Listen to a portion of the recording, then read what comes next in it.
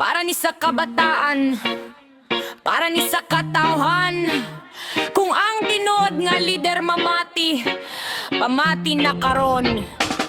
Sa entablado ta, sa tatpirme ang baba, pero sa ubos katawan gihimog biktima.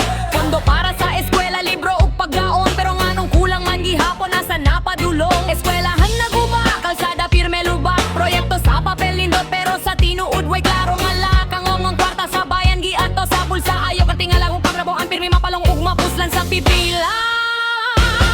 Serbisyo, Dili negosyo. Serbisyo, Dili negosyo. Ang gahong hulamra, ayaw awabusohi. Kayang katawan makamata makakita ug mosukol kung sobra na good bro. Oy, ayaw ingna nga normal rani, ay kung maghilom tatanan sala na pud ni. Ang korupsyon dili kultura, sakit na siya nga kinahanglan tambalan sa konsensya.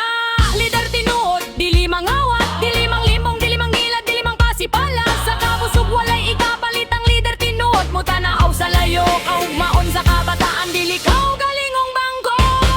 Serbisyo, dili negosyo. Serbisyo, dili negosyo. Kung limpyo ang kamot, limpyo ang tumong. Ang katawan mo sunod kung hustisya ang giuna, dili kahako.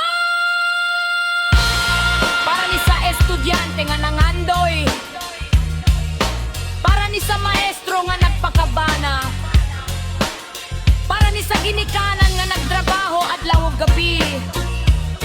Ang pangutana, kung dili karon, kanus apa?